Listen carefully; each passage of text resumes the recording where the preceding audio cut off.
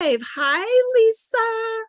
Thank you Okay. so much for being here today. This is a little bit different Mhm. scenario, and I know people are used to seeing us in one, and we're going to talk about something a little bit different today. But I love, you look so happy. You're in Texas visiting Yes. your mama. It's so Yeah. pretty behind you.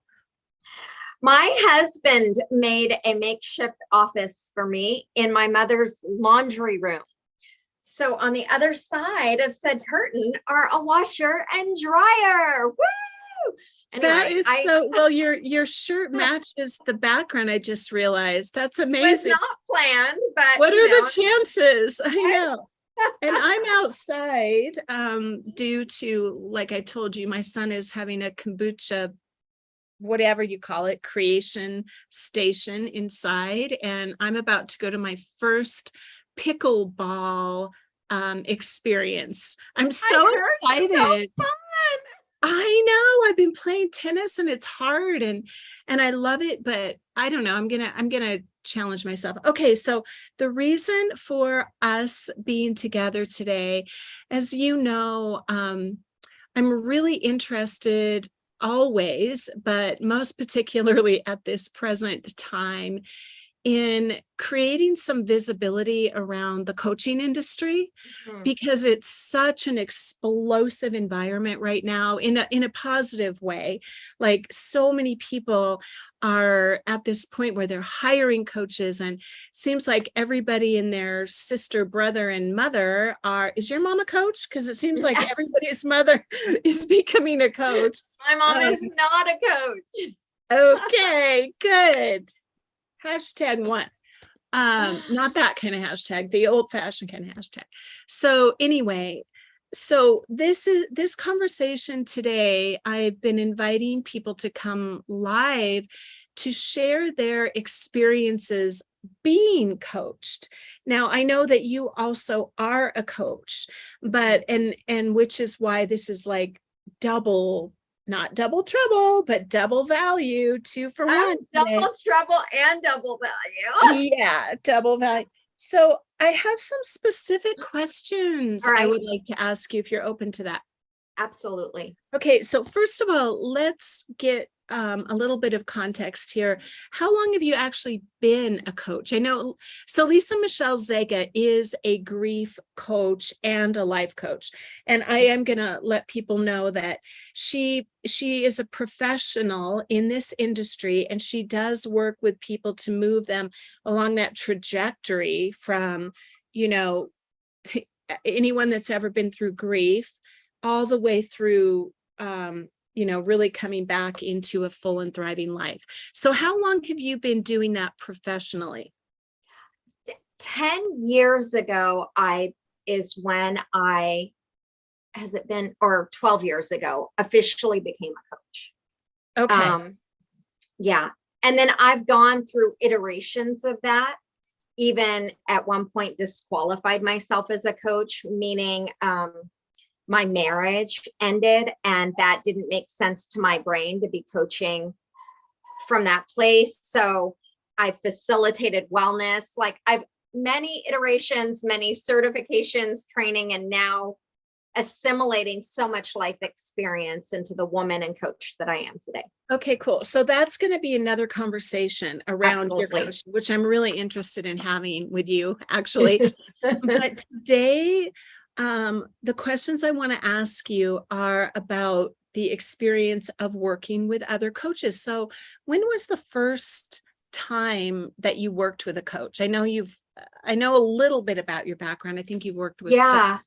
So I went through a transformational training that was very Transformational. well, it Sorry. was designed Sorry. to be very disruptive. Yeah. Right. And in some ways felt very abrasive. But that was the first introduction to a transformational space. The facilitators of that were life coaches, Mm-hmm. and I hired one of them. So that would have been back in 2009 or 2010, I Okay. think, is So the that first was time that like I worked with a coach. Okay, so that was like an event, like a landmark event or something like that, like a Yeah, where you were something like that. facilitating or like a But then yoga from studio. that, I hired one of the Okay. facilitators as an actual life coach. Okay. So Yeah. you had an experience Hmm. prior to actually hiring one. You didn't Yes, really know you were going in for that, right? So you went to exactly. some kind of a program or event, and then you're like, oh, that person can coach me through this. So you'd Yes. already experienced the value Yeah. of that transformational experience. Okay. Mhm. So so that was the first time. How many other times have you hired a coach? Oh, Michelle, I have been vested in coaching. I've had a coach more often than I have not had a coach over the last 12 years of my life, Okay. even as a coach. Okay, great. So, and I'm going to have to go a little bit fast because literally my computer is burning up. I can hear it already. If I have to go inside and be with real life, you guys, I'm going to. So just this is Real real life. real life in We're doing a real live. um so so choose any of these times, but the question really is, maybe you can choose one of those experiences that we can talk about or the ones that jump out to you. But the reason for hiring a coach would be what? Like, where did you get to in your business or your life where you were even interviewing people? And maybe you didn't interview them. Maybe you just knew someone. But what was it that brought you to a place where you knew you needed support as a coach, like as opposed to maybe a business advisor or a therapist or a consultant or something like that? So I had been with a therapist prior to the experience I mentioned. And the thing that I was drawn to in coaching was that it was forward facing. Mm, Now, I did not understand how much shame I specifically was bound up in. I did not understand that I used personal development and even coaching, that I weaponized it against myself, that was sort of my come from. Um, and I what does didn't, that mean? What do you mean, a weapon? Because it's yeah, really designed as a tool to serve yes, you. So, yes. And the best coaches, I would say, are able to help parse that out. When someone is utilizing growth to actually, as a judge over them, to say that you're not far enough, you need to do more, like, and it's more like a bullwhip yeah. rather than an invitation or a drawing. um but I yeah, so, and for that, I don't blame any coaches or anything. It's more been something like I can look back on my life and go, wow, wow, wow, wow, I was really, really hard on myself.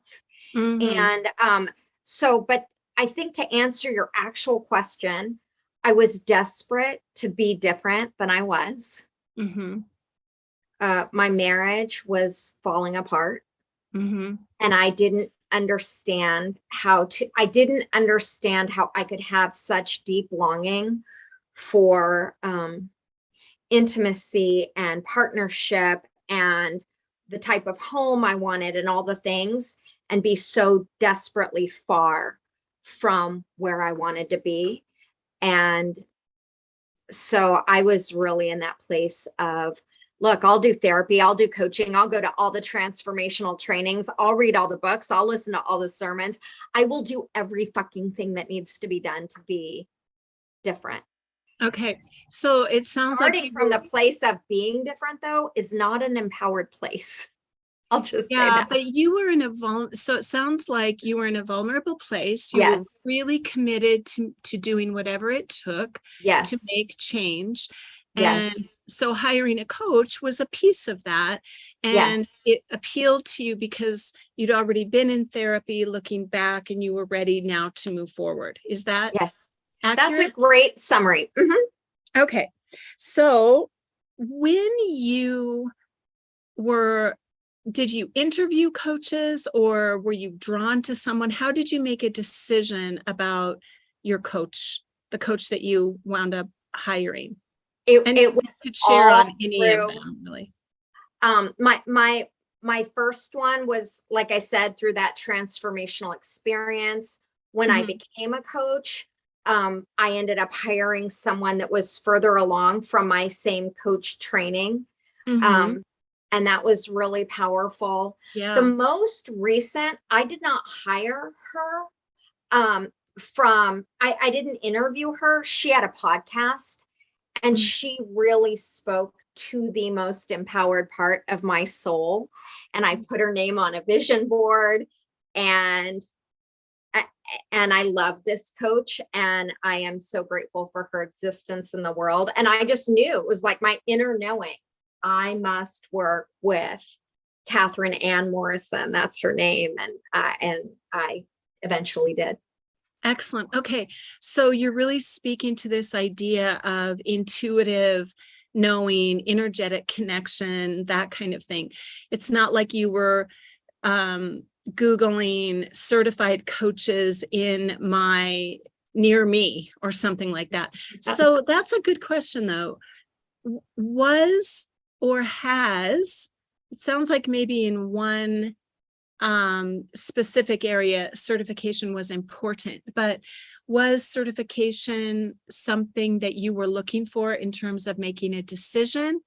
No, absolutely not. Now, the only reason I think certification matters is there are people that think that being very good advice givers is a coach. And a coach is not coming to be the expert in your life. Mhm. A genuine coach is trusting your inner knowing and awakening your voice and asking you the questions and helping you come to the awareness of your current reality and what's wanted or needed. And a genuine coach is not someone coming and saying, yes, follow my steps, check my boxes. And in fact, when you are engaging, that is not coaching. That's not a coach. Yeah. Okay, this is real life now, guys. Sorry. I'm sorry. It just got so hot out there. I'll close my bathroom door. Although it's pretty in there. It's a pretty bathroom. Okay, so I think because you are a professional coach and you are aware of this, that just gives you a stronger foundation to make decisions from, right? Because you Yeah. know what you're looking for. Yes. And there is a distinctly different approach to your point that I think is really important. Sorry, guys. Um, because you're not coming in as an advisor or a consultant or a therapist, although there are times, and this is a different conversation as well, but there are times when there is crossover and bleed through, like everything Absolutely. matters. But I think we can draw attention to this aspect that you mentioned, that you were seeking a resonancy. You were seeking a connection. You kind of had this idea of what mattered. And so, because there's so much information out there now, like if you are connecting with someone on a podcast, you're going to want to go deeper with them, and you already have some evidence that they will be able to serve you. So when you hired, let's go with this person, okay? Okay. When you hired her, what was the enrollment experience like for you? There was no enrollment experience, I would say. And this is what I mean by that. Her enrollment was creating tremendous value through my introduction to her was the podcast. Someone just happened to send it to me, said, check her out. but she provided tremendous value just in the podcast and helped people. Like at that point in her business, it was think like an entrepreneur and begin building a business that's sustainable, right? From that place. So my entire, like, I just wanted to get to the place of being able to hire her. And then her enrollment opened for a mastermind. So I was coached with her, not one-on-one, in a mastermind setting. Okay. I did the application process. I paid the money. I showed up for there was a 2-day event to kick it off, and then the 6 months of coaching. And there was no discovery call, no nothing. It was like, okay. You were all in. You already knew. So that's great. And most of her clients when I hired her, that's the place she was at in her business. Yeah.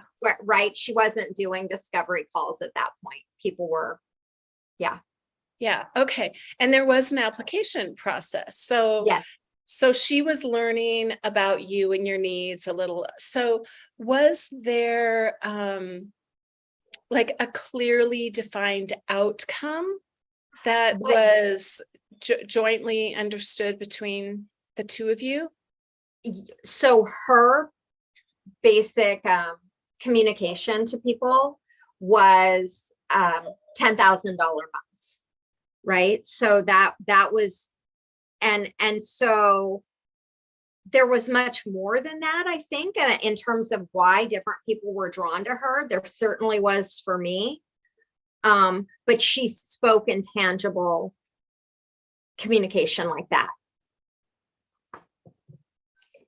You went Sorry, mute. guys. I know I had a call come in. This is crazy, but that's okay. So that sounds very clear to me. Like you knew. Yeah. Okay. So for value for people out there, first of all, Lisa Michelle had a heart connection with this person. Mm-hmm. She was resonating energetically. She already had a relationship from her side because of the podcast, because this woman had already provided value at no cost, right? Right. So you're already building this relationship. And then the outcome was very clear. This is what I want. She is claiming she can deliver it. And so I'm in, right? Yeah. Okay. So how did it go? Did you achieve this? What was the process? I don't know. Maybe this is something you're still involved in. But I'm not working with her presently. Okay. I did achieve those outcomes, but I achieved much more than that. Like, and I want to be clear, I didn't achieve it like consistently, like just, there was a lot.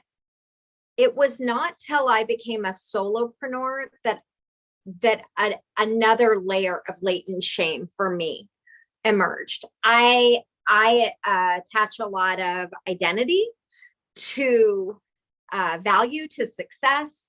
And so this was a very humbling, beautiful, gracious experience for me, and worth every dime I invested and more, because I'm worth that and more. And it has ended up informing my work and my own messaging in ways that I could not have imagined.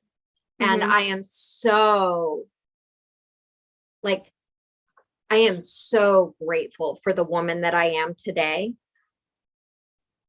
And I would say her level of integrity, like, I have worked with highly integrous people. Mm-hmm. I did hire a coach, 2 coaches, in fact, that were more, they were not coaches. They were business consultants. And there's a distinction there. And I really, what I would emphasize to your audience is that a coach acknowledges you as the sovereign in your life. Now I'm a Christian woman, and so for anybody with that kind of a framework, I am not denying a God relationship in your life, but I am saying they are not coming as an authority or as the expert on you. They are coming as an expert on the coaching practice to help you live as the expert and sovereign in your own life. And anything but that is not coaching. Okay, great point. And so from the coachee, and this too is information that you know, and this is one of the things that it's really important to me to help educate people. Like there is a distinct difference between it's like drawing out from you, because the end result of that kind of coaching experience, that's where empowerment and transformation comes from. Instead of like the old educational, like learn your times tables and then execute, right? For some reason, there's no head and heart coherence there, right? So when you were speaking, it did come to my attention. Maybe you could speak a little bit to this, but very often, and have you experienced this with other coaches, where you come in with an end in mind, and that's the end result you want, because that can be very important and very helpful in order to gauge progress. And yet, then in the self-discovery or the journey, other things happen that you might deem as even more valuable. So what was your experience around that? Just choose maybe an anecdote or something would be great. That's absolutely the case, where she had a clearly defined outcome. That outcome aligned with something that was important to me. In any coaching relationship, having something that is tangible and measurable is vital. And the reason why, when we have a goal, like we've got so much that's living in us in a subconscious terrain, a goal surfaces the thought process and the feelings attached to it that are living in the subconscious and bring it to light. All your thoughts about what happened, it's the self-judgment, any kind of shame, any of those things, they're living in you already. Goals, unmet goals, help them come out. Even met goals help them to come out. So having something, sorry, I've got something happening, and my enunciation is not clear. I'm just going with it. It's important to have something to measure. Yeah, it's important to. Okay, so you came to this with a tremendous amount of self-awareness. A lot of people, when they come into coaching, may not have that. There are people that might have a bad idea of what it is. When we're putting out these general surveys, I hear everything from it was the biggest waste of time and money, I don't even know why I did it, to it changed my life. I will never do anything without a coach again, because the degree and the magnitude and the efficacy, it's like how efficiently I can move there, and maybe not so there's all these different variables, right? So for you, if you would, and I could talk to you all day long because you have so much insight, but one thing I know that we had casually discussed a long time ago that just came to my mind, I'd love if you would share. There was a time when maybe you didn't use the coaching, I don't remember exactly, but a lot of people will say, okay, it didn't work for me, and it's the coach. I think you had, correct me if I'm wrong, but there was some experience. Can you share what your experience was around that?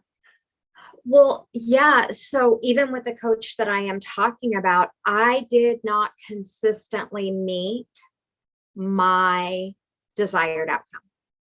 And that was not because I didn't have an amazing coach. So here is something humbling that I have come to, and I think this might be what I shared with you. there were ways that I gave my authority, my wisdom, and I put it under hers. She didn't know I was doing this. She didn't know. I didn't know I was doing it. That's how sneaky and pernicious I would say that it was. And I don't know at what point I had some aha. And I was like, but there were things I didn't want to just take a hard look at. Right. And I was in a baked in conditioned form of self-protection. I didn't see it. And now I do. And yay. But did that answer your question? Because I can see my brain wanting A to little go. bit. I think you might be at a different level than a lot of people coming in. I mean, very often people come in with very vulnerable. They're finally ready to get help. I mean, you know this from your clients. They're finally ready to get help. They take the plunge. They do whatever they need to feel comfortable. For some people, that means I need a coach with certification. For some people, it means I don't care about that. I just need to feel seen and heard. So whatever their parameters or their criteria, they make that commitment, and then it doesn't work. And they're like, well, this isn't any better than it was before. It must be the coach. Yeah. So but you have so much self-awareness around this because of the personal development that you've done, that you were just kind of, it sounds like you were more observing what was happening. How did you then take responsibility for that? Okay, so there are different levels of coaching and there are different levels of coaches. So the coach that I hired, this was much further along in my own journey, and she was much further along as a coach, right? So part of her framework was like in the application, it was like, who is responsible? I'm not remembering exactly what was on there, but for results. And so she was already looking for people that recognize I am the one who gets results in my life. And then part of the like framework, even as we came in, right? Like before we actually had our 2-day event, there were videos sent out. Well, one of them was the concept, I get what I come for, right? And that's where, yes. that's where I was at in my own journey. Not everyone's there. So here's what I would say. It is important as a coach that we meet people where they're at, but we are being as clearly defined as possible with what they want, what we're committing to, and how that process goes. But we do want a relationship with an individual that's counting on me to get their results for them. That is not a relationship of equals. And so the coach's responsibility, in my mind, is that it's going to come up. Lisa, what do you think? Lisa, what would you do? Lisa, blah, blah, blah.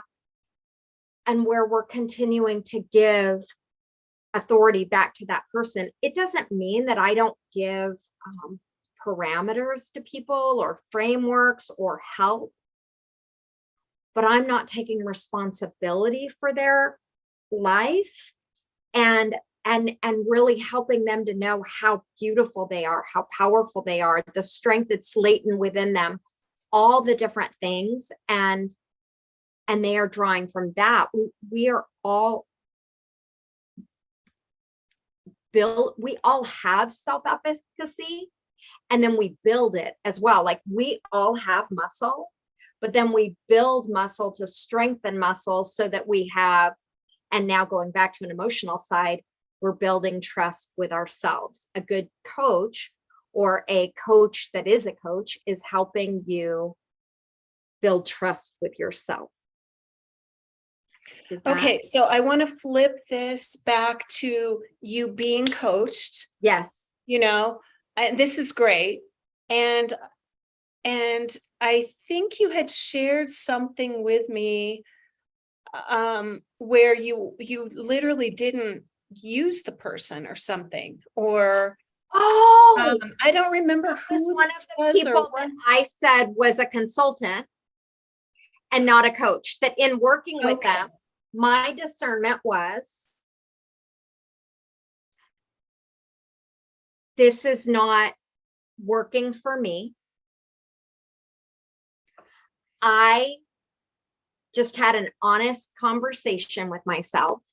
I recognized that they really did what I hired them for. So I hired a person when I was feeling very dependent on different aspects of whether it was technical understanding or different things like that. But then when I was working with them, and then I actually hired and was part of the mastermind, there was an overlap. And it felt like a conflict in approach. It was not working for me. I released them from the obligation. I released myself. The money I paid up front, I really love it when we do pay up front, because it just, it frees so much than having a monthly payment, although that doesn't work for everyone. But I really like just having the freedom for the coaching relationship. And that person hadn't done anything wrong, but I would not classify them as a coach in the way that I think of coaching. I think they were more of a consultant and more of also like a hands-on, I will teach you how to do X, Y, or Z. Like, I don't know what, maybe that's still in the consultant realm.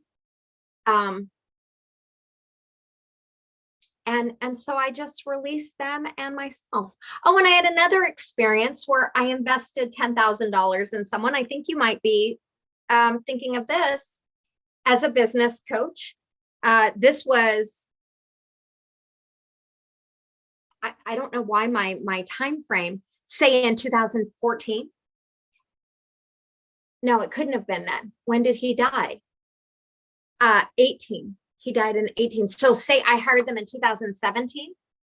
The coach didn't die, by the way, right? No. Sorry. I hired Sorry, a coach. that just sounded a little bit like it might leave too much to the imagination. I hired a coach for business. Yeah. Very soon, very early into our engagement, my fiance died. I was not thinking about building a business. And this is not someone that I would have hired as a person to work with me through grief. So we ended up having 2 sessions. That person was not who I would hire for grief. And I stopped showing up.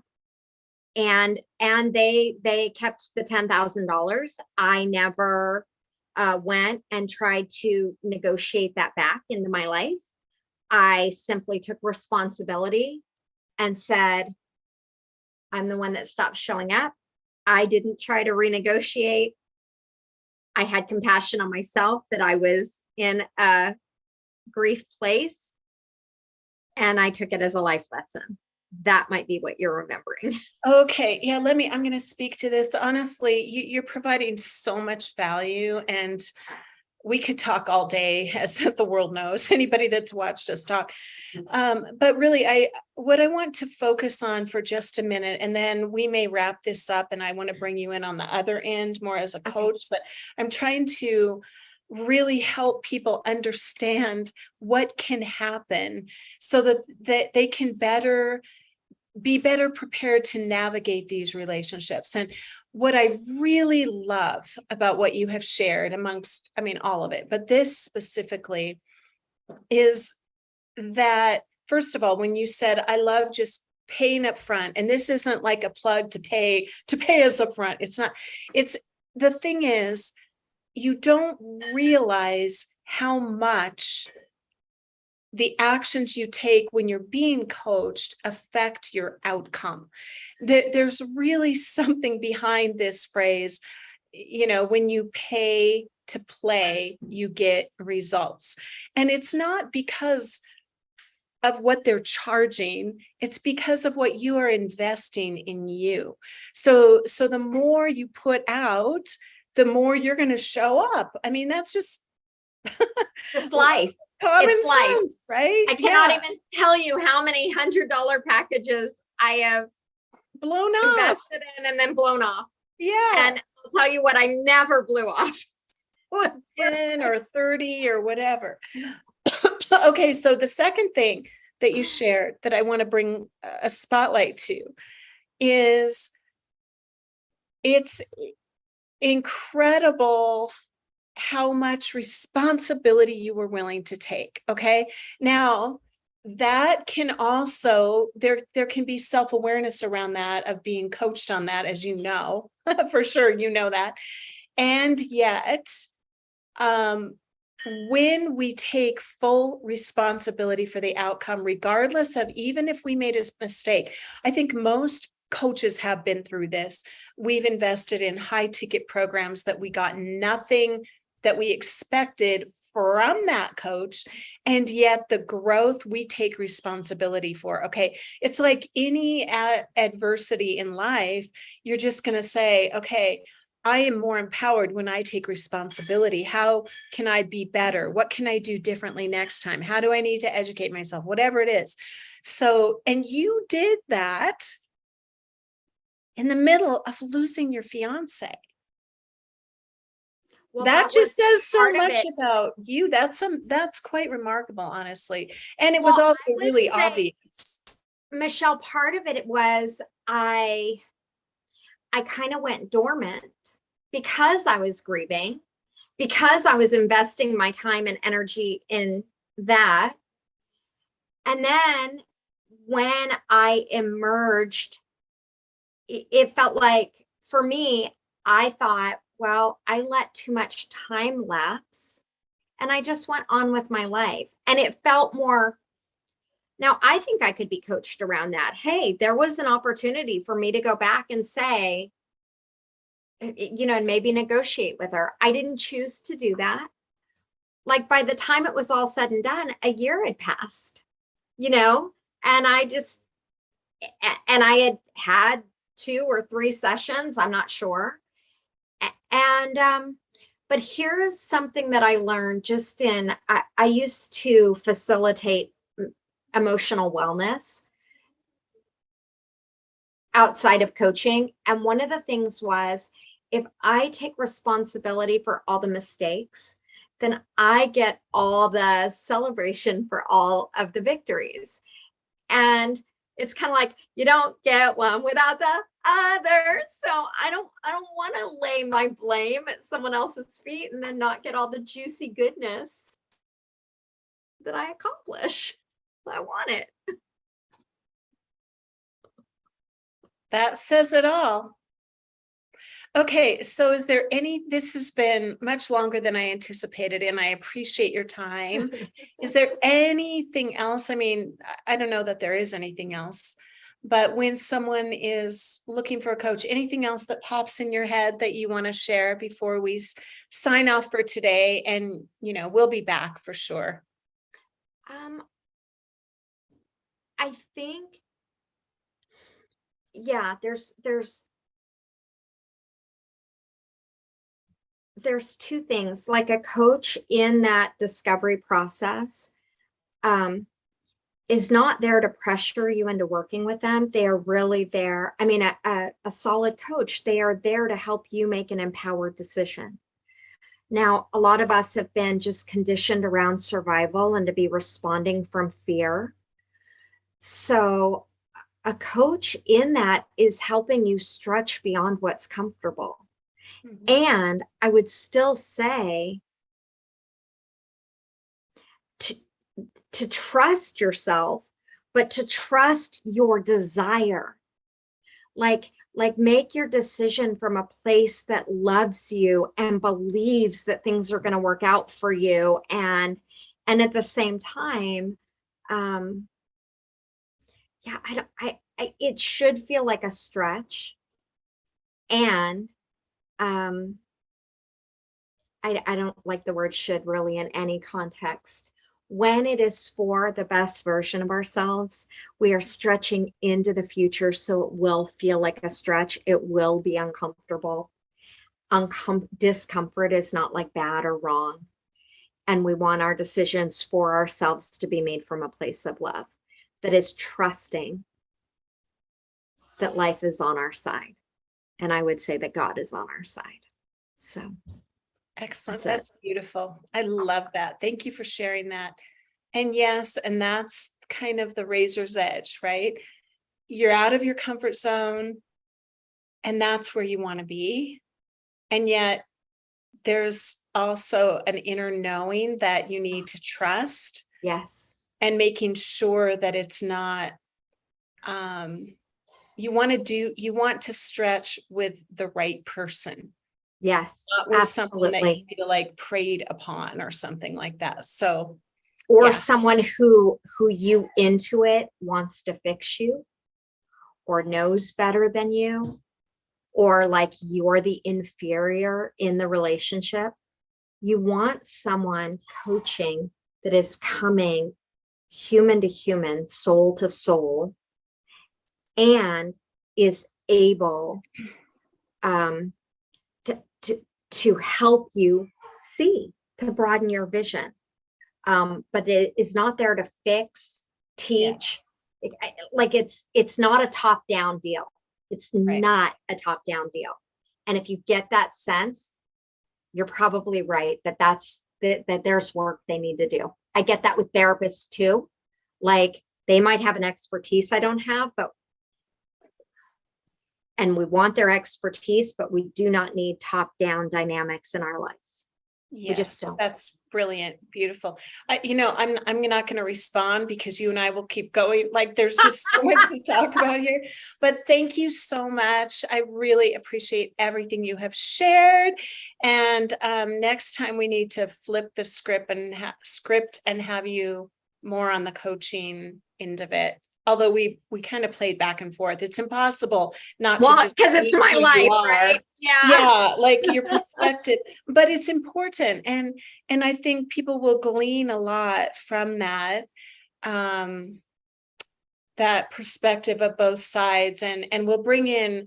So anyone that's watching, if you've ever hired a coach of any type, I'd love to bring you on live and have you share your experience, if it's around business or health or parenting or, anything that exists, there's a coach for it now, like dating, gardening. No, I'm kidding. Probably that would be cool to be a gardening coach. Okay. Lots of love. Have a beautiful day. Everyone who watched this, thank you so, so very much. And we'll be back. Thank you, Lisa. I love you. I love you so much, Michelle. Bye. Bye.